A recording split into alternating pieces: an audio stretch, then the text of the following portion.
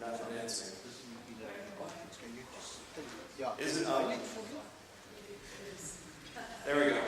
So something that we like to do in our talks, we like to make sure that we acknowledge the hashtag. So when you use a hashtag on who tweets, all right, so these are the people I need to watch out for. Only nice pictures, right? Only flattering pictures. But when if you're going to post about this talk, please use the hashtag. It helps get the word out about the conference, it helps promote the conference. It just does great things and raises awareness. Other than that, I think we can move forward. And there are lots of great conversations going on outside the conference about this conference. People are watching, so have a look on Twitter and contribute. Definitely. So just a little bit about myself, like Joe said, I participate in the Central Ohio Agile Association, and we host a 2-day conference every May, going into our 9th year. So we're actually looking at how we're going to shake that up a little bit this year. I came to IT by way, my background's actually in law. I was an attorney for a little while. So be careful, she is a lawyer.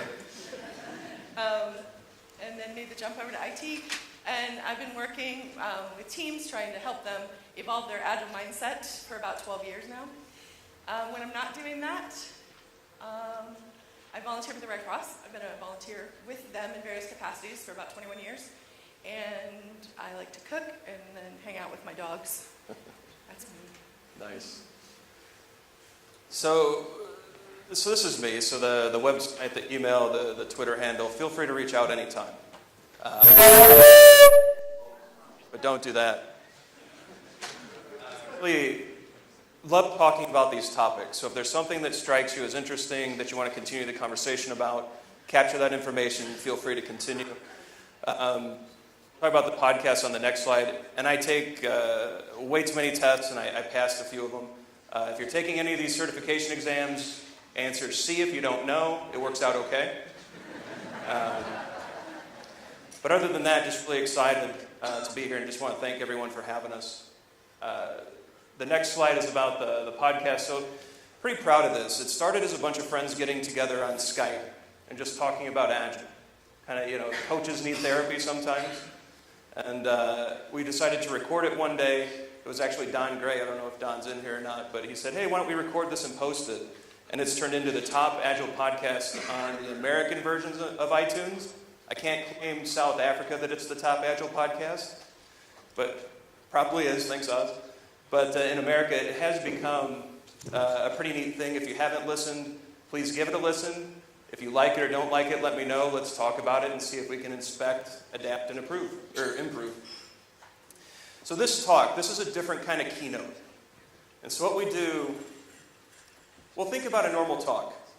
If I were to give a normal talk, I would go home, put together a bunch of slides, and hope that I say something that you find interesting or helpful. What does that sound like? Does that sound like waterfall to you? So what Faye and I, what we talked about was, why not make all of you the product owners of this talk? So right now, you are all in control of where this keynote goes. We're going to collect 15 questions from all of you. I know everyone here came with something they wanted to talk about, something they wanted to know, a burning question. So think about that. We're going to collect 15 excellent questions from all of you because you are now all product owners, and we're going to work through those questions over the course of the keynote and still try to say something clever, inspirational, something that you can go home with and think, wow, that was cool. Does that make sense? Who has a question? Right back here. So the question that has been posed is, what is Agile really? Thank you for that. Very good. Excellent first question. You guys are wonderful product owners. Who's next? Yes, sir.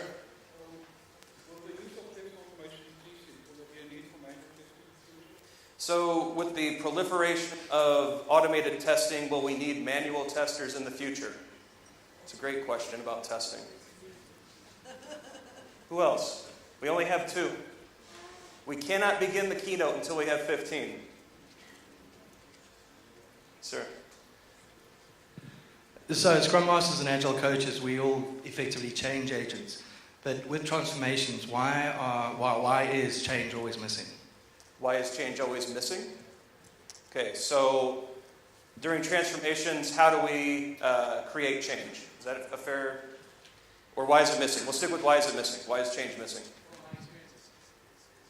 Perfect. We'll talk about that. Yes, sir. The challenge of trying to be agile in organizations that don't understand or aren't yet agile. So is that kind of related to why the change? That change? Can that be related? Can we merge those? We could. Nice. Thank you. So now we have 3. Sir.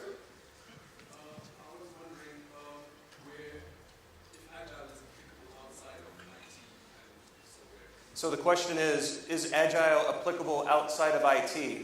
And if so, where? Who else has a question? Sir.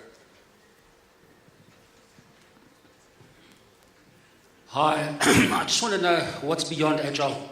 Where do we go to from there? Is it going to evolve into something better or more wow? Thank you. It's a great question.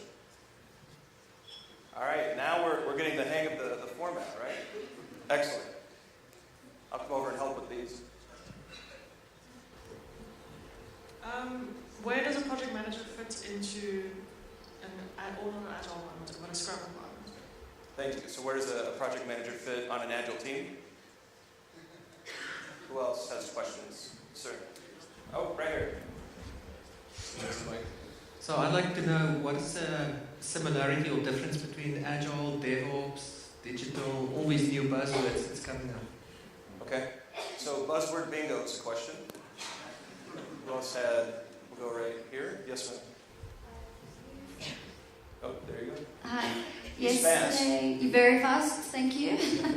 Yesterday, I think we spoke about no estimates being something that's interesting to you. I would love for you to talk about that a little bit. So I'm doing that at 10:45. Oh, right? come on, just a little. All right. All right. We'll do a few minutes on no estimates.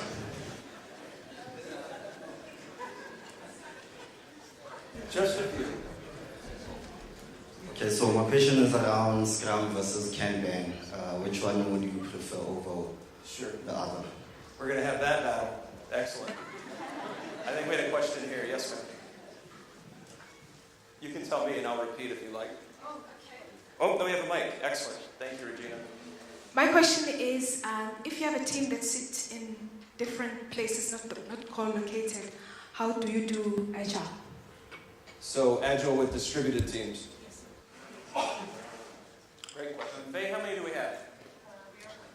We have 10. We need 5 more. So how do you help young people like myself to grow in the Agile development? I love your story, so we will actually, I want to cover that. That's excellent. Thank you for standing up and asking. How do we help new people get started, Faye? Slightly related to that question, actually. So we expect Agile teams to collaborate and be human. Shouldn't we be starting earlier at school, pushed backwards? With Agile. So the principles of how Can I to cover collaborate- that during the question about where does Agile apply outside of IT? Fair enough? Hi. I wanted to ask how to instill discipline with newly graduated employees. I have no idea. Thank you for the question. So I'm sorry, in all seriousness, you're asking instilling discipline in college grads who are entering the workforce. Yeah, I don't know. Fun question. So my question is, do you know where my laptop went yesterday? I wish I did. I don't even know what our address is here, so I don't know if I can help. But I am sorry to hear that happen. Hi. I have a question. How is Agile faring out there? Is it dying? So is Agile dead or dying? Yeah. Good. Fun question. Awesome. Hi. I'm thinking of ingredients to expedite organizational Agile transformation. So you want a recipe? Tips and tricks. Tips and tricks on expediting an Agile transformation. Okay, thank you. Hi. We got one more. Ken Beck, would you like to ask a question? Okay. How are we going to excise the cancer of paid certifications? How are we going to excise the cancer of paid certifications? So if we go back to that last slide, I have deletions to make, apparently. So the certification discussion, is that 15? Thanks for that, Ken. We have one more. Who's got an amazing question? Where are we at? I think it's good. You win. It's kind of, I don't have the question well formed, but something around building agile teams. Where do you start? What do you start with? You start with people. Of course. What do you tell those people? What do you get them to do? What, like, the starting point? I think we can work with this one. I like it. So, but not super well formed. So if you could make it better. No. It's good. So the steps we take to agile question development. There you go. The steps we take to help build an agile team. I like that. Is that 15? Yes. All right, we have 15. Now we have a keynote. So everyone, you're excellent product owners. Thank you very much for helping us build this. Nice round of applause for yourselves. Because it's not easy to just ask a question, right? There's that fear that, well, what if this is a dumb question? Which I don't think there are many, right? But I've asked dumb questions. That's why I say. I'm capable of that. All of you asked wonderful questions. You showed a lot of courage, and we really appreciate that. And I think now we're able to get started. Hopefully. If so, we need you to repeat your questions, maybe. I don't know. I hope you remembered them. I wish I could, like, sing or dance. You have improv. There we go. I don't know, Faye, I've been dancing up here. You want to take a crack at the first one? What is Agile? What is Agile really? Agile really? I made this big A Agile. Like the difference between big A Agile and little A Agile? Or just what is Agile? What do you think it is? Really? There's like some sinister undertone to this question, right? It's like, as coaches, we know what it really is, but we're not telling you. Something like that, right? What do you think Agile is? What do I think? It's like the ultimate coach Jedi mind trick. It is. It depends. Next question. Next, number 2. What is Agile really? It's a mindset, right? You guys were kind of teasing this out in the questions of kind of the silver bullet question and give me the recipe and that kind of thing. But Agile's a mindset. Quick survey, because this will prove something out that we've been discussing a lot lately. Who here has ever heard of the Agile Manifesto? Oh, wonderful. That's a surprising response. Now, for the people that raise your hands, put them back up, please. How many of you have actually read the 12 Principles, the B side? Some hands went down. Yeah, some hands went down. So, to me, what is Agile really? I think the question Faye posed is perfect. It is based on the manifesto, in my view. It is 4 values and 12 principles that we use to incorporate into our minds for the mindset. But also, there's a French word that I love. It's called habitude, right? So it is action and mindset. Because I cannot mindset my way to delivery, right? If I just think hard enough, the software will ship. And that's not true, right? So we still have to do something. And so I really like the idea that mindset first, where it's a frame that we use to make decisions. But in the end, it's also action. And I like that you use to make decisions, because whenever you are making a decision about anything in your team, your organization, you can always go back and bump it up against those 4 values and the 12 principles and see where it sticks. Do you have a question?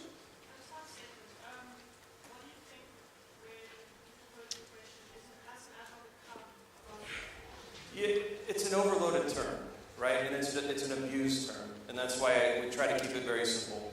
Agile is 4 values and 12 principles that you incorporate into your mind and into your work. And you try to live those principles and make those enacted into your environment. Anything outside of that, is it safe, DevOps, whatever buzz, I don't know. And we just stay away from that typically. Right. Are we good with this? Thumbs up, thumbs down? What Agile is really, did we tell you the secret? The secret sauce. Josh. What is a mindset? Hey, that wasn't one of the 15. I would go back to what we just said, which is thinking of those values and principles and approaching all of your problems in that way. Like, what can you learn from that? So the classic example is the values, the Agile Manifesto tells me I don't have to document anything, right? Which is complete and utter nonsense. It doesn't say that. It just says that we value working in a more lean way over exhaustive documentation. Cool. All right, what's our next one? Is there a home for manual testers in the future? No, sorry. I hope you learn to automate. I like this question because there's always this fear, especially on teams that I coach today. We're automating, we have our unit testing that's automated against the build. We're using pact testing, which is an interesting framework for automating integration testing, or contracts between interfaces. We have all this automation, Selenium testing, all these things, but we still miss, right? It's still humans, and humans are excellent. A foolproof system is, there's always a fool, right? There's always something that you can't automate your way out of that, at least in my experience. Someday, maybe with machine learning and AI, it'll come up with the right types of testing and predict how foolish I can be with a system. But until then, I think the manual regression, the manual testing, there's always going to be a human element to software, and I think there will always be a manual element, a human element to the way we test it. So who attended Josh and Lou's workshop yesterday on specification? A good number of people in there. So that matrix that you built in your group exercise, Josh was there. The matrix that you built, that's kind of the foundation for the automation, right? But then what did we all learn in our small groups? We can build out a matrix of all the things that might happen, all the states that might exist, all the inputs that might come along, and all the reactions. But we even all admitted as small groups that there's probably something we're overlooking. So we're always, I think, in that regard, going to need human intervention. Eventually, you tease a lot of that stuff out, but I don't think that it's as dire for manual testers as all. You have at least 2 or 3 years left. You'll be all right. I work with someone who tells people that. Like, he goes to QA conferences and just says, "You're all screwed." And then he doesn't give them any plan for what they do next. So, yeah. All right. Thank you for that question. During transformations, why is change always missing? So I didn't hear the whole discussion around this when I was behind the curtain over there. Who asked this question? Can I hear more about it? Yeah, you have a little elaboration. A number of the organizations that I've worked in, one of the things we find missing, and it's also demonstrated in the recent survey that we conducted, change is missing as part of the transformation. So, we're expecting teams and people to change, but there's nothing that goes around in terms of supporting that. And the thinking is, so as a Scrum Master or coach, we have these people that are effectively change agents. So what's actually missing and what's there to support? So what does it mean to be a change agent? And how do you prep people for yes, change? and why is the support in terms of supporting change missing? 2 things bubble to mind. The first one is, and perhaps you guys can help validate this experience that I've had. How often does a transformation really look like coercion? Right? I don't think people resist change. I think I'm stealing a line from Esther Derby. But I don't think people resist the change. And Esther very eloquently states that they resist coercion. Like, do you want me to can I make you do something? Yeah, they don't mind change, they mind being changed. Right.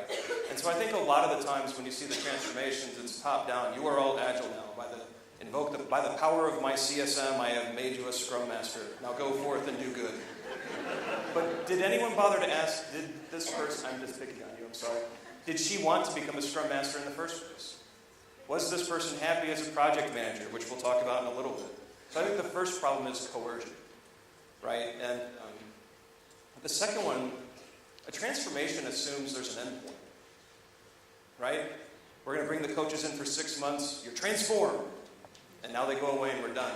This is a lifelong process, and it's a continual process. And it's one that never ends, right?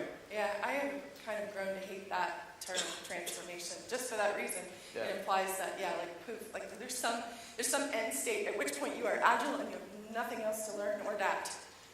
And that we know that's not true, right? So I don't know, I think it's another word that I think has become very loaded. So why is change always missing? Why do we ignore the fact that human beings are involved? Is maybe the real question. We forget that individuals have to interact. I don't know why that is. So we've already talked several times this week, and this was a big theme 2 weeks ago at Agile 2017, the Agile Alliance Conference, which was in Orlando, Florida.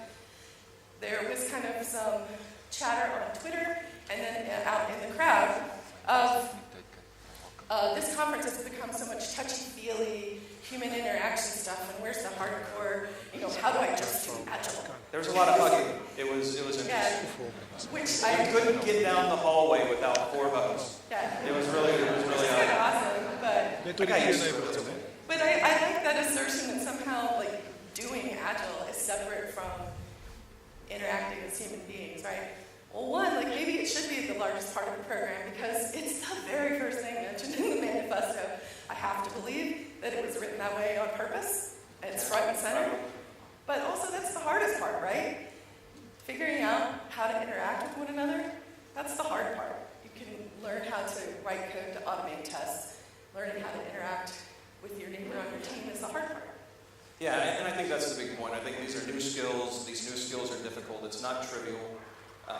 And then a lot of time, it just looks and feels like coercion. There was a discussion yesterday about the co-creation of change.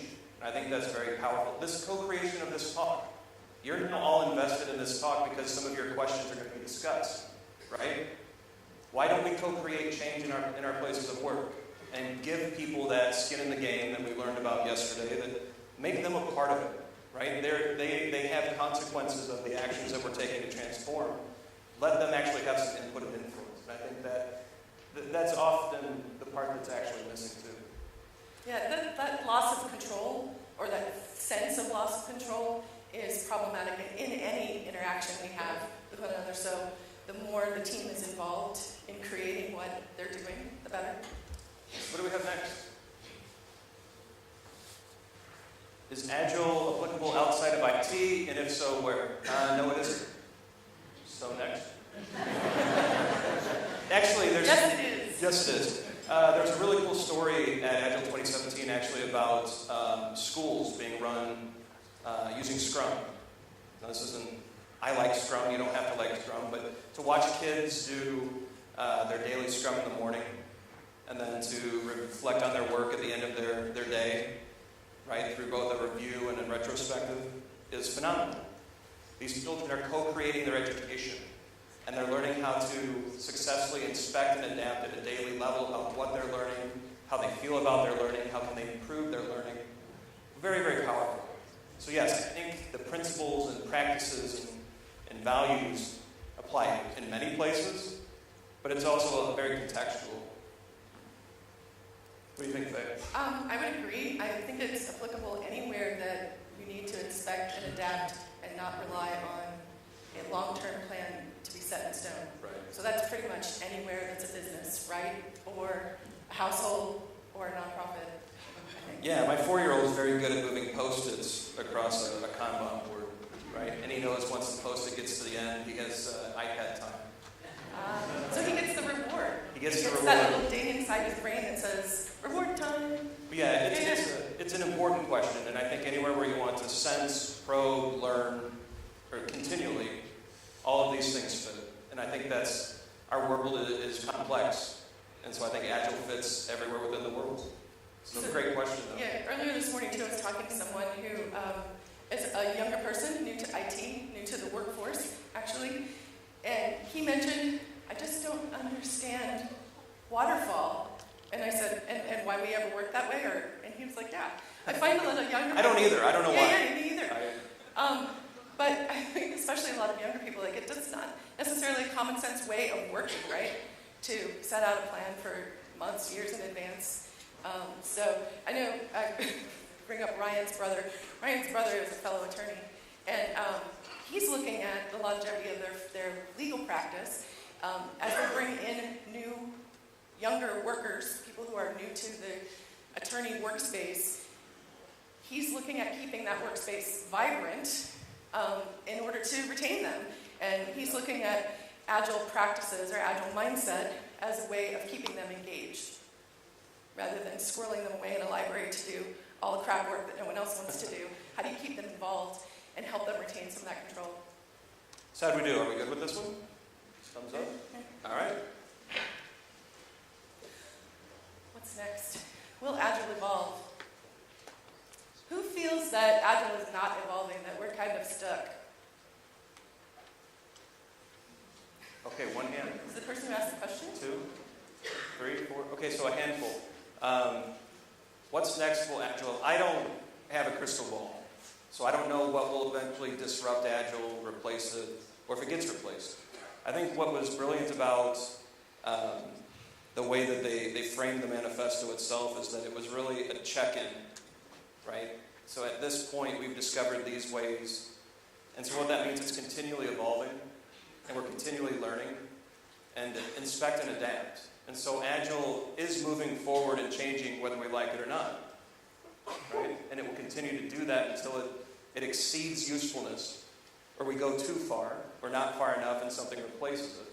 But the whole point is that we're continually inspecting what we're doing. We're doing small experiments, small changes, and then trying to get small benefits incrementally, continually, forever and ever and ever and ever, right? That's Agile. So what's next? More of that. Continuous learning. I think what the modern Agile people are doing is helping to push things forward a bit. Psychological safety coming to the forefront. That's massive. That creates the opportunity for experimentation. So, and it's that more humanized. Maybe I'll do a little crystal ball. You're going to see the humanization of Agile come to the forefront. The Agile 2017 conference is more touchy-feely, a lot of hugging. But that's good. I think we're going to see the more human side of Agile come out. And I think that's positive.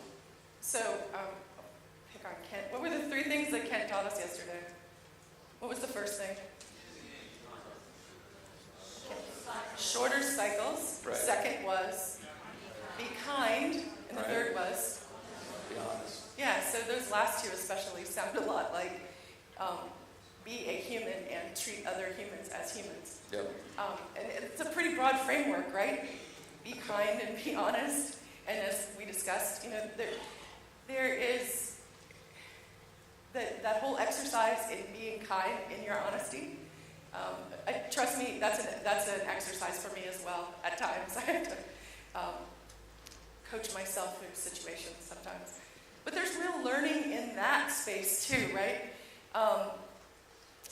When you set aside your assumptions, when you approach an interaction and you set aside your assumptions, you are saying, I am here to learn more about you and your perspective, and together we can move forward from that. So, yeah. I'm encouraged by those changes. I hope that Kent's framework becomes prominent, and that we remember that was the whole point in the first place, right? It's humans doing work. We want to do it in a humane way. Yeah, and being kind and being honest sounds a whole lot like an environment that provides psychological safety. Right. When we say that, is everybody familiar with the Google study? Is that the number one thing they found that the number one thing that made their teams most successful was working in an environment that offered psychological safety. So you had the freedom to experiment and fail and learn from your failures. You had the freedom to share ideas. So I think this only works if we move more toward that. Cool. Thanks for that question. That ended up being a lot more fun than I thought it would be. Good? Yeah? Good? Yes? Yeah.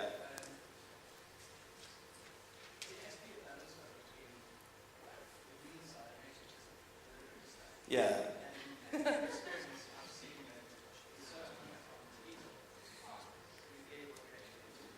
Yeah, I think if what I heard was at some point the hugging has to stop and we have to deliver something. Yeah. That's the whole point, right? We are here to deliver software. And working software is the only measure of our progress, right? So that's first and foremost, but we can do it in a humane way. And I think the pendulum swings, right? It swings towards practices and process, and then the people are back over here, and then it comes back over. And I think we're just finally swinging that pendulum back towards people. So yes, delivery is primary, right? If you're not shipping software, I would argue you've left an Agile space. Right. But I think it's an important follow-up. Yeah, and then I think we have to ask ourselves, how long are we going to successfully deliver working software if we don't provide the other half, the human side?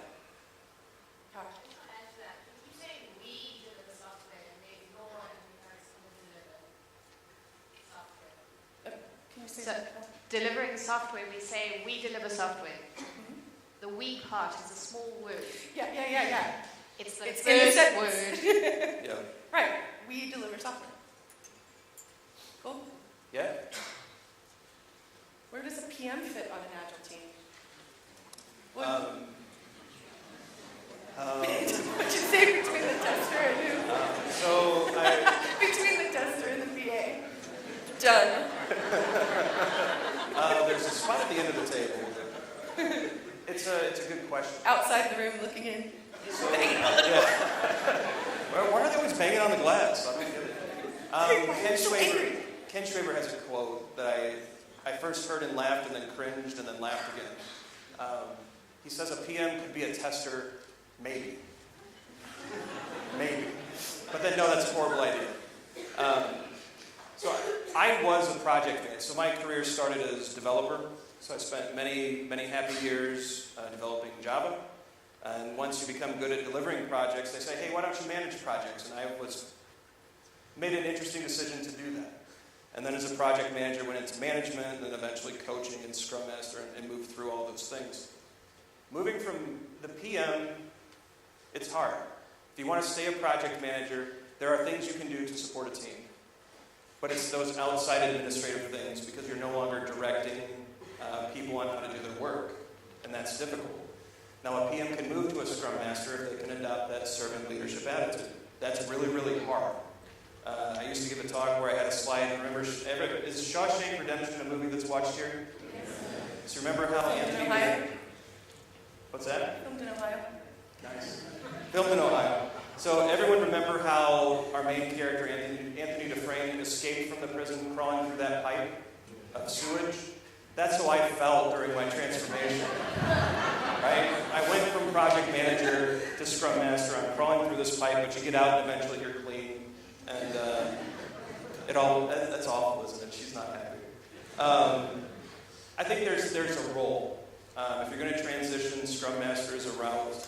If you're doing Scrum, product owner could be interesting because project management is a big part of a product owner's role. Bob Galen likes to say that it's project management, program management, business analyst, and leader that goes into a PO. And I think there are a lot of project manager skills that flow back into product ownership. What's the new skills to learn? I think those are the two options for Scrum. Outside of that, I don't know. What do you think, Faye? I think we've done PMs a disservice all along because somewhere along the way, like project management became equated with telling everyone what to do. And I never worked in a situation where that. First of all, I have never worked in an environment. Almost 20 years in IT, I've never worked in an environment where I had a PM who knew enough about the work that was being done anyway to have dictated what to have been like. That just has never existed in my world. So I think somewhere along the way when that role became associated with telling everybody what to do and when to do it, I don't even know. That was false. If Agile had never come along. I don't know how that happened. I think the other thing, so for the project managers out there who are now on an Agile team, ask the team how you can serve them. To me, that's always been when I'm confused about what value I'm bringing or can bring, I ask the people I'm serving. And I think that can be a very powerful question too. Just how can I serve this team to help us all deliver software? And I think you'll find a role within that as well. Is there a question out in the middle? And then we may have to, if we inspect and adapt our time, we've got, what time are we done? 10, 15? So we've got 35 minutes and a lot more questions. Yes? Can I? Yeah. How many PMs do we have in this room? No one's willing to raise their hand. I was just kidding about the tester thing. No. I just wanted to see. Do you guys beat up on your PM? We beat up on our PMs pretty hard. We're a little rough. But yeah. It's a good question, and I hope somewhere along the way we've helped you out and that this made sense. Awesome. We may have to speed up a little. Buzzword bingo. So yeah, can somebody? This was like questions how does around DevOps and what's Agile, DevOps. What are all these words? What do they mean? I don't know. I don't believe. So I got highly criticized in the previous talk for saying DevOps is garbage. Right? And because the reason I say that is, at least in the US, with the typical reaction to implementing DevOps, the first thing we do is remove the devs from the ops. Right? How many devs actually can log into the development environment and have root access to dev? None. Your DevOps is garbage. I got one clap. Thanks. one single, like, half-committed clap. Half-committed. It's a scary thing, but yes, when I hear these terms, I'm more interested in the behaviors, right? So I actually try not to use the word Agile anymore. I just try to model and pair behavior, and then we get the outcomes we're after. So these words are fun, and it helps frame discussion. But when, like, if you're on a DevOps team and you've separated dev from ops, it's just an empty word, right? I don't know. The buzzwords for me, this could be a whole other talk. I think this is also kind of tied to the one that's coming down the pike, but I also get nervous about buzzwords, and because they very quickly become opportunities for snake oil. Right? Like, I'm not disparaging any sponsors. Some sponsors in the United States of conferences, they're very quick to sell you something, right? They're very quick to sell you the solution to your problem. And if you're not examining what your problem was and, even identifying whether you had the problem that the solution solves in the first place, if you're not having that conversation, that's pointless. So I'm always leery of things like that. DevOps is an interesting one too, because I know we're focusing on that one, but that just like sprung up over the last 5 years, right? And everyone's very quick to buy the right solution, and I just need to install the right tool into my environment. But just go into it with eyes wide open. Yeah, and I like how Faye framed that, and it just, I think, reinforces for me, watch the behavior and see if those behaviors are getting the outcomes you want. And if they're not, make an adjustment, and don't worry about what you're going to call it, right? Don't worry about the phrase, just you have an outcome you want, get behaviors and align the behaviors to that outcome. Yeah, I think too, like we launched a local DevOps Days in Columbus a couple years ago, and that's an organization that's worldwide. There's DevOps Days everywhere. I don't need to be picking on DevOps, just like you said. Oh, I do. But I hope to do a talk someday about picking on DevOps. If anybody has ever organized a conference, what's one of the toughest things to do? Get sponsorship. The minute, I'm not kidding you, the minute we posted to the international org website that we were going to have something in Ohio, 24 minutes later, we got an email from a sponsor saying, we want to give you, as much money as you'll possibly take to be a sponsor. And like within 2 days, we had 5 sponsors who were willing to give us $5,000 each. Like, ding, red light, should be going on. Like, there's something going on there, right? So, but fun question, and thanks for that. Did that answer the question? Kind of. So it's sort of maybe I see like, I don't know. More? You want more? We're good. Thumbs up. No estimates, the short version. We have a fire extinguisher. Yeah, available. I always watch for the punches. No estimates, the short version. You should stop doing software estimates right now.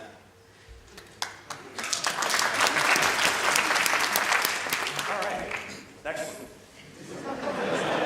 Hey, that's the short version. The next, I get a 45-minute break, and then I'm doing no estimates in here afterwards. So I'm going to tell the story about what happened when you gave the no estimates talk at our conference. Oh, okay. But so, just as luck would have it, people self-identified in this big ballroom. Because as you do when you go to a conference, you hang out with people you know. So Ryan said, like, who in the house are my devs? And they were kind of on one side of the room. And who in my house are the PMO people? And they were kind of on the other side of the room. So, he makes this statement, this controversial statement of, if you are talking about the people on your teams as though they are fungible resources, as though they're, plug and play, like Lego blocks you can pull out of one situation and immediately plug into another with no impact whatsoever, then you have a problem. And then there Yeah, was just I had this, a moment. Like, My yeah. mouth got away from me. and there literally was just this like slow clap that built on the dev side of the house, and then erupted. And then on the PMO side, there was like crickets and just like looking like, what are you all clapping about? To me, that's the question. Like that's the problem. That's the gap, right? If the two parties coming together don't understand why there's a gap, there's your conversation starter. Right, and the estimate is a proxy for all of those humanistic things, right? We don't have to talk to you because you gave us a commitment. Now go do it. And I find that to be the case often, and I think it dehumanizes our practices. And so that's why I'm looking for ways. What's that? Power, thank you. And so that's why I'm seeking better ways. We still have a fiduciary responsibility to our customers and our companies. And we still have to be responsible with the treasure and time that they give us to spend. But I think there's ways we can do that without putting up barriers between us and without dehumanizing the process. That's the short version. I'm going to stop there. The talk's later on today, and I hope you guys come and ask great questions, and we'll figure that out and explore that some more. And come argue about what the hashtag should actually be too. Because Yeah, that's a exactly. sticking point for a lot of people. Cool, but thanks for that. Scrum versus Kanban. 2 enter, 1 Shelley. This is the ultimate, like, it depends, right? Like, Can we do this one real quickly? Sure. Fit, No. No. Fit for purpose, Yes. right? These are our models of an agile way of working. I'll come right over there in a second. These are models. And we can use these models in our situation. We can inspect on these models. We can adapt these models. But fit for purpose. Like, if you put Kanban, so I'm from the Midwest, I like to say Kanban. But then people on Twitter make fun of my voice, so I pause at Kanban. But if you're going to put Kanban in a situation where it makes no sense, you're inflicting damage on your team. You're doing things that are preventing you from shipping, that makes no sense. So I like to just use common sense here. Try Scrum. It's an experiment. If it works well and you're shipping software, reflect on that, right? Make some changes, make some adjustments, do some experiments, move forward. If it's not working, inspect on why, make some small changes, inspect on those, adapt, and move forward. But continually, just inspecting and adapting will help you make, I think, that kind of decision. I don't think one is superior to the other. And there's, well, I don't know, 47 other flavors. I will say, don't do safe. I think we all. So, I'm finding all the clap traps today. It's nice. I like the inspect and adapt part too. Like, yes. We had When a. we- What's that? Yeah, I'll do the fishbowl later today. Yes. So on this note, I've often had a lot of trouble, and I find the problem is often with these people with the paid for Scrum certifications that they tell me. So I've got usually some kind of task to figure out how something is actually going to work, and it's maybe a whole set of things, and they tell me, well, I need you to allocate some tasks with a sprint, and I often have a lot of difficulty trying to explain to people, well, actually, I don't think this is a good fit for sprint. I think you're setting yourself up for a sprint failure here. I don't know, maybe if you've got some insight into how to deal with that problem. So everything we do, in my opinion, comes down to validated learning. So learning isn't enough, right? So when we learn something, we should understand the situations that brought forward the learning. We should try to understand that completely and then apply that. So we have a validated learning. We know that we know something, and then move that forward. And in your case, try what they want you to do. What's wrong with an experiment? And if you have data that shows productivity, throughput, cycle time, velocity, if any of those things are impacted, talk about it. If it improves, well, then maybe they had something and inspect on that and try something different or continue. But if you can show that, hey, this maybe wasn't a great idea, can we try one of these now? I just think experimentation and validated learning with real data and making arguments with real data, the most powerful way to end these holy wars, right? Let's just talk about real things. is it a thing here where like at a higher level, the framework or the process that you might use is inflicted upon you? Does that happen here? It happens in the States a lot.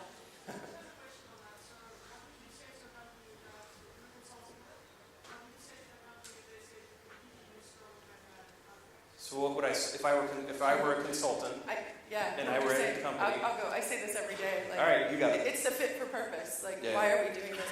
I'm with an organization right now as a consultant who has an insatiable need to have everyone do the exact same thing across an IT department that's 5,000 people, all working in different technologies. Like, how?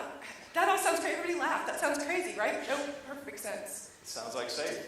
To this organization. To your question, what would I do if someone said I had to do one or the other? I would triple my rate. I joke like every day. I text Ryan and I'm like, today I said the thing that I think is going to get me fired, and it never does. But you know, the question I always come back to is why? Why do you want me to do this? Why do you need it to be this way? Why do you need to collect this exact metric from everyone? I mean, I know the answer for the organization I'm with now. If we stop collecting the certain set of metrics, then an entire layer of people in the organization need to find new jobs.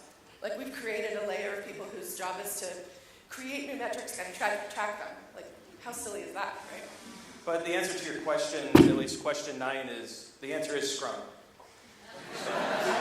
So what's number 10? It's not always. You're welcome. How does Agile work with distributed teams? This is a good question because it turns out that that didn't go away, right? Like, we still work with teams around the clock, around the world, so we can get the round-the-clock productivity. That's a lot of the driver in the U.S. that I see. We want people working the 24-hour work cycle, I guess. So there are things you can do. I mean, rather than ignore it as a problem, I would say try to work away from that because I do believe teams will always be more successful if they're together. They can be face-to-face. Then the next best step would be to do something that approximates face-to-face. There's countless tools that are available for that. There's video cameras. There's, online communication tools. I don't know. I still default to figure out a way to get everybody back together. Yeah, I struggle with this one. I get myself in trouble with questions like these, and not that I haven't caused trouble for myself with all the other answers I've given, but the most effective form of communication is face-to-face, right? And that's embedded in our manifesto. I think co-location is an inherent quality to an Agile team. Now, it's not always possible, but to the extent that you can accommodate those who are remote, if you have to build 2 team boards in 2 locations or send pictures back and forth, anything you can do to have that high-velocity mode of communication is going to help you. But I tend to lean towards the idea that if you've left that co-location space, you might be slipping out of that Agile circle. I try to explain it to orgs. Like, if I think of Agile as a spectrum, and there's certain activities that move you more Agile, and then there's certain activities that move you further away from an Agile mindset. And I think having distributed teams is one of those things that kind of moves you back away from it, and that might be a trade-off that's worth it to you. I don't know. I think it's a question to be asked. Right. I would say, as the interim step, if you can't get everybody co-located, then at least make them co-located periodically. Yeah. Like, if it means taking some of your people, in the U.S. for us, it would be taking some of your people and sending them to India for 2 weeks every once in a while to see how their teammates there work and to see them and get to know them face to face. Break bread together. Have a meal together, because there are few things that will break down barriers than sharing a meal with someone and getting to know them socially and what their private lives look like. And that will go a long way toward building that teamwork. Yeah. You're not together every day. And that's a beautiful point. And it's not that I'm looking to bless your Agile practices as you are Agile and you are not. I don't think that's valuable. I think it's just the lack of location impacts the humanity, which is what Faye was talking to. And I think the further we get away from that, the further we're drifting from a lot of the things that I think we all believe in. So, but great question. Are we good? Cool. What do we commit to here? What do you recommend to a person who is new to Agile? Step 1, attend Agile Africa. So step 1. Read the manifesto. Read the manifesto. I wasn't kidding earlier. I was amazed and excited when almost everybody raised their hand that they had heard of that manifesto, because that's not always the case. Sometimes I go into new orgs like new to me orgs, and people who've been practicing Agile, we've been Agile for a while, they've been supposedly doing Scrum, they've never heard of the Scrum guide, let alone read it. I mean, it's like 12 pages. Pick it up and I think it bumped up to 17. So let's be There's a lot of white space. There is. It is an interesting. If you can't read 4 statements and then 12 more statements as a team, I don't know, I would start there. It's pretty low overhead. But that happens a lot. Like, start with the basics. If it's a team that's new, was this really about like a single person who's new to Agile, like you're trying to make it to an Agile team, or is this about like teams that are just attempting some Agile practices? I think we have a team question later. I think this question was an individual looking to get started in the Agile community. So I think you've taken a great first step by being here. I think Faye's next suggestion of immerse yourself in the materials. So it was, not to put him on the spot or embarrass him, but it was Kent's book, Extreme Programming Explained, that set me on my track for being a developer. Right? So that changed my view of the world and gave me a framework that I wanted to work in for the rest of my career. And I found ways as a developer to only work at places where I could do extreme programming. And if I couldn't do that, I went somewhere else because I wasn't sharpening the skills that I wanted to sharpen and grow. And so I think that's part of it too. You need to make a decision about what kind of Scrum Master, product owner, Agilist, to use the broader term, that you want to be, and start that where you are. Okay? We're all empowered to do that. We can decide how we work with varying degrees of success and ability. But then from there, decide as you learn what you want to be and where you want to go and what you want to do, and try to find ways to create those opportunities and just keep getting better. Does that make sense? It's not a whole lot different than like when you're a dev and you have a problem that's new to you and you don't know what to do, what's the first thing you do? Google it. You Google it. I get really irritated with somebody when they come up to me and they're like, I've never heard of that. I'm like, there is actually, let me Google that for you if you've never been there. But in all seriousness, start there. And there's a ton of, obviously there's a huge community online, and as you read, there's valuable stuff out there. There's stuff that might make you question what you know. There's podcasts. There's podcasts. Occasionally people get together and think they know. Ooh. I'm just saying, question everything. Oh, wow. I'm one of those people sometimes. So. No, but she's right. We have a lot of fun on the podcast, but I've taken pay cuts to get into the type of position that would teach me better Agile skills, or that I felt was going to allow me to collaborate with different people. I've moved. I've caused stress to my wife, my family. All I'm saying is we can be intentional about who we want to be and what we want to be and what type of Agilist we'd like to be. And I think, coming here first, you've taken a great first step. So I appreciate this question. I love this story. It was great to meet you, sir. And we all get paid in different ways. We get paid in a variety of ways, right? We get cash, we get benefits, but I also get paid in new skills. Right. And if I reach a point where I'm not learning anything new at a space, and I'm therefore not really contributing anything new, and usually about that time, the BS, the business silliness, as Tim understood. Oh. Business silliness, those kind of intersect at some point, and that's usually my signal. I didn't think that's where you were going. Yeah. I'm glad you kept it PG. That was nice. It's before noon. It's before noon?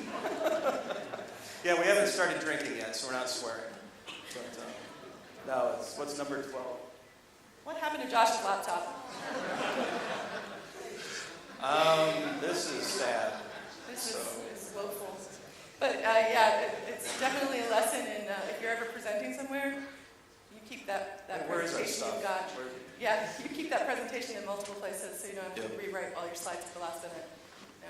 I do think I missed a question here in the middle. I missed somebody's question, but we'll come back to it. How do we get rid of the scourge of certifications? Did I hear this question correctly? Yeah. No? Okay. So, How do we size Sorry, the I answer? cleaned it up a little. Certification. Neutralized it a little. Wow. Wow. It's fair. It's a colorful question. So what's the real problem with certifications, right? You like, the most infamous one, you attend a 2-day class, and magic wand, poof, you're a Scrum Master. You can master Scrum all over the place.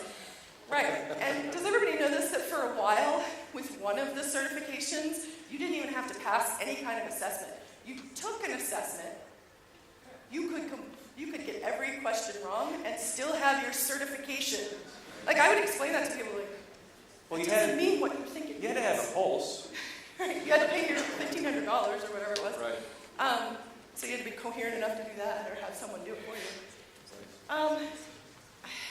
I want to say, like, the problem isn't the certifications, it's the crappy implementation of the certifications. It's like anything, but it's also what it implies, right? Yeah, you've been certified. I checked out everything about you, and you're ready to do this job. And that's just simply not the case.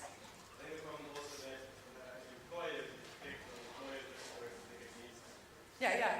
And especially, I know in the U.S. that the people who are writing those job descriptions and then filtering out resumes, they're looking for those buzzwords. They're looking for CSM. That one's funny to me too, because there's other Scrum Master certifications other than CSM, but there's organizations, like, if you don't have that written in there, they don't know enough to know that there's equivalence. So how useful is that, right? And they're just looking for that single thing, not, you might have a history of, really, really helping teams be successful, and it just doesn't make it into the hiring partner's hands because of that stupid reason. So. Yeah, the question, I'm sorry, go ahead, sir.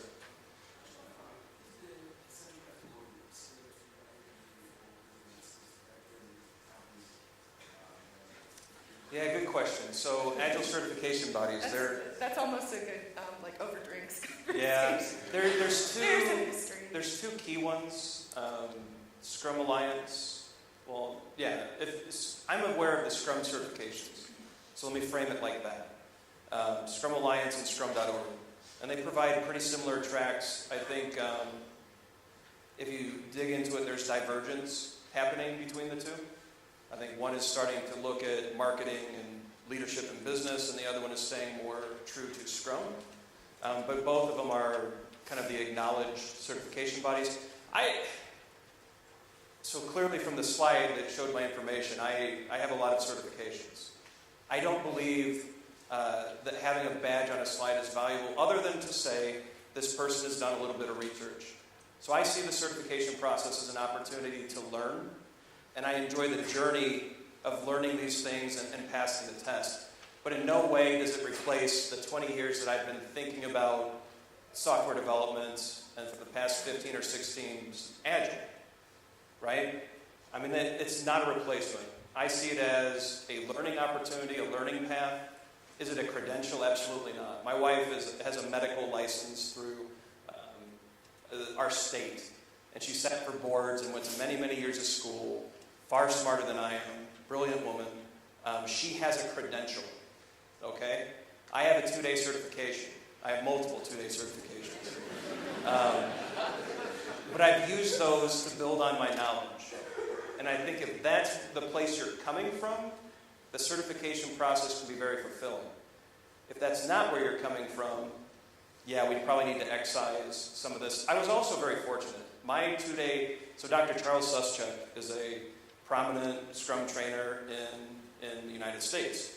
He has stayed interested in my career, even though he got my money 5 years ago. So we talk regularly, and he coaches and mentors and works with me on the problems I'm having with teams, and he stayed with me. I think that's valuable, right? That's a mentorship. That's a valuable relationship. If you're not getting that out of your certification paths, then again, let's excise it. But to think that they have any, it doesn't say anything about the person other than you have a badge on a slide. Let me put it like that. So also back to your question, the other major organization is Scrum.org. So they offer a professional Scrum Master. They're, like Ryan said, they're comparable curriculums. But I do like the fact that when you pass the PSM1, it's an online assessment, and it says, congratulations, you appear to know a little bit about Scrum. Right. So I think that's a little bit more honest. You do have to ask yourself with any certification, not to pick on Scrum, because obviously it is fit for purpose. There's no organization that's selling you a certification that's telling you to question fit for purpose, right? If I'm selling you something, my solution always works.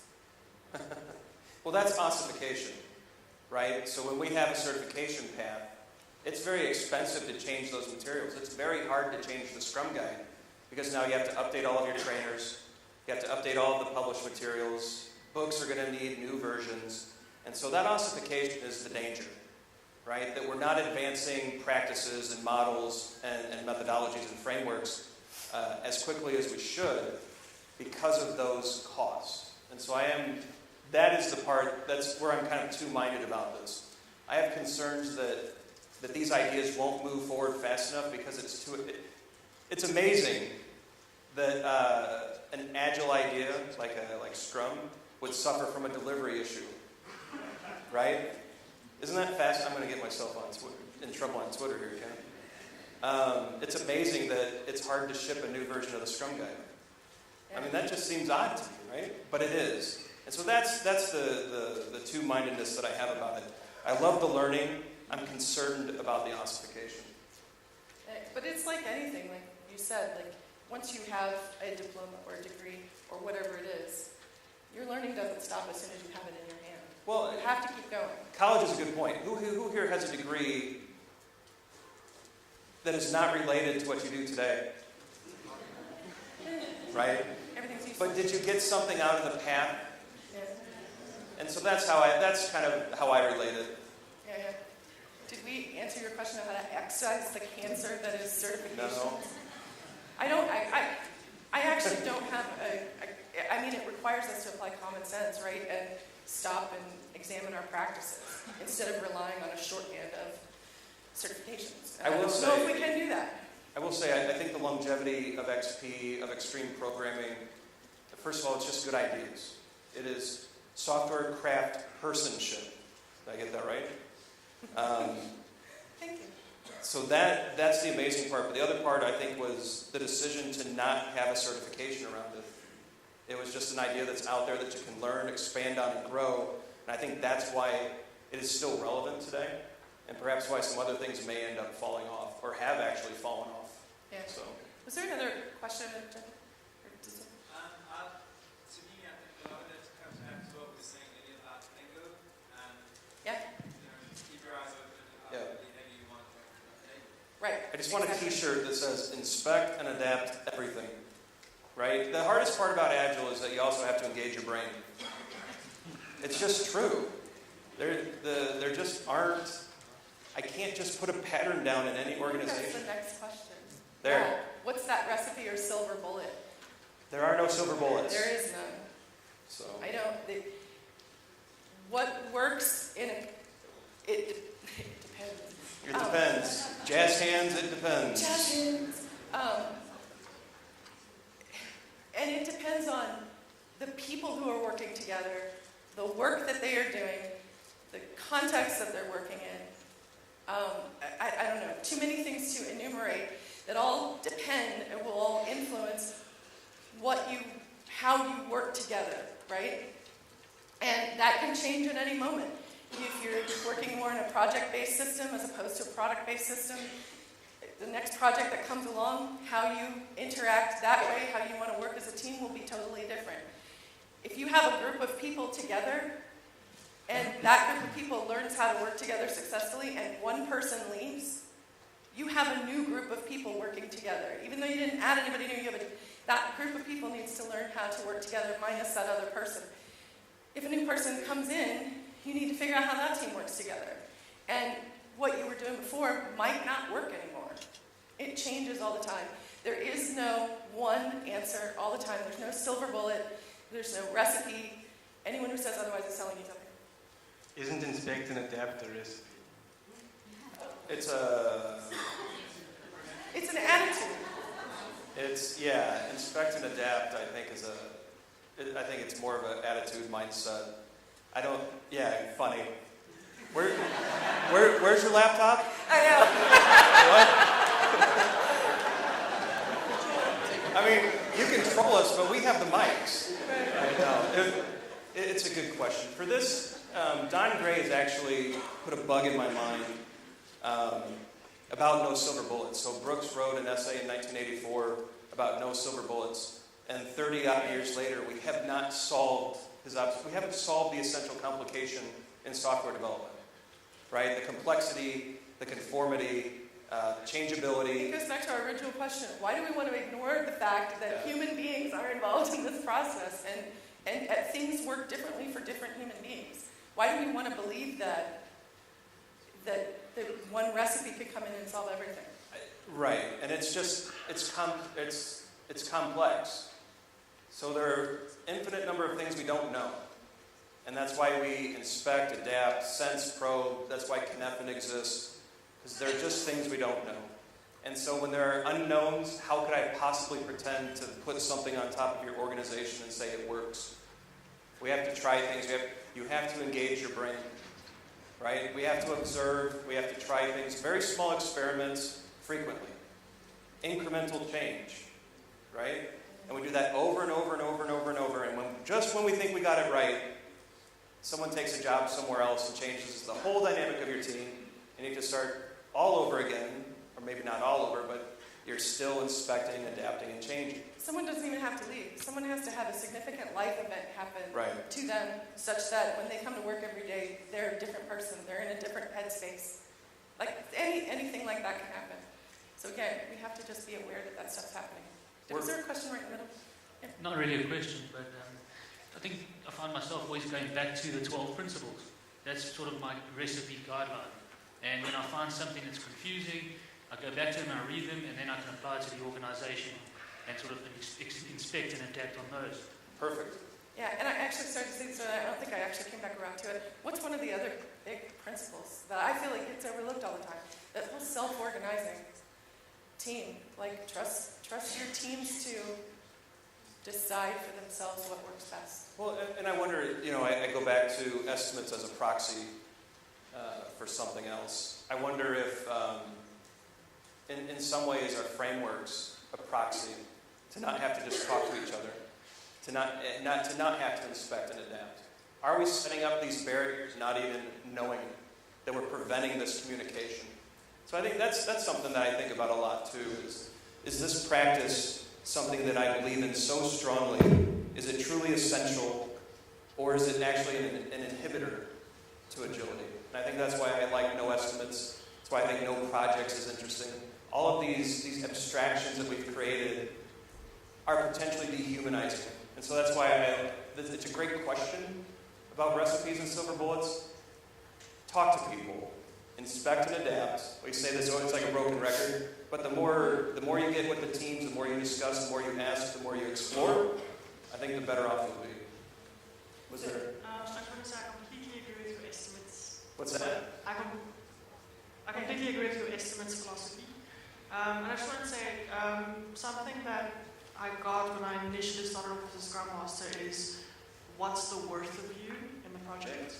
And something you said just now is even if, I sort of feel like the Scrum Master's value comes into play in the team is even if someone goes through a divorce or if they're very young, break up or something or have a child, that dynamic, that psychology, the team as a whole don't have time and probably don't know how to deal with it and how to integrate it. So the whole team structure needs to be able to support that. Exactly. I think that's great. That's probably the best place we could stop on that question. Yeah, I do want to say, like, if you're in the role of a Scrum Master, that to me is an excellent way to act as a servant leader to your team, to figure out a way to help the team drop their assumptions when they're interacting with someone who needs that, extra caring and perspective. And you can definitely have an impact there. So one more, and I think we have like 2 minutes. 2 minutes. Steps Oh wow, that's one of the bigger questions. Steps we take to build an Agile team? Can somebody tell me more about this? It came from over here. Steps to build an Agile team? I think it came from over here. Am I wrong? It's back. Everyone's pointing at different parts of the room. Please. It's that way. The person whose question it is, can you just stand up? Makes it easy. Can we stand up if this is your question? Or did that person? There he is. Oh, I'm Thank already you. standing, he says. He's up. All right. You got a minute. A minute. Half a minute. Right, I've been part of a lot of startups, and you kind of generally start with people that are crazy enough to start a startup. True. And startups are also inherently agile in some way, in that you kind of, maybe agile is not the right word, but you're adapting to what's being thrown at you. And hopefully. And you're working in short cycles. Right. So after the crazy people, you kind of try to hire more sane people. Where's the fun in that? And they should bring sanity, and I think Agile is sane. So they should bring sanity in and keep you to that original quick iteration thing. Keep you talking to customers. When we launch new products now, we often screw it up. We don't talk to a customer before designing the product, just because they're outside and far away, or it feels like that. And time and again, we have to go a week later, and we have to go, okay, we have to actually talk to customer now because we launched a feature, people didn't use it, and then you go speak to them, and they're like, oh, I didn't see it. So then, then you create a little pop-up to tell them that it's there, or an email, and you find out just basics from just speaking to people. So going back to building an agile team, I guess, what are the fundamentals of adding people to that team? What do you tell them when they join? About how this is an agile team? What kind of person are you looking for? What kind of things do you need to look out for? What kind of pitfalls are there to add people to an agile team, I would say? Yeah, so for the sake of time, and we can fishbowl this later if you like, when I come into a team, I ask them what Agile means to them and what their practices are, and I let them educate me first. And I think that's a very powerful thing to do, because you're having a conversation as teammates about the way we're going to work. There's an excellent book called Liftoff that I think is also important. Thanks, Diana Larson and Ainsley Neves. Yeah. And it helps set team working agreements and on how we're going to lift off a team. And I think that's foundational. It's co-creating the team norms, and it's a team decision on how we're going to work. And I think if you can get the lift off and the team agreements and the working agreements in place and respected and right, I think the rest of the stuff goes much, much better. But we can continue that. Yeah.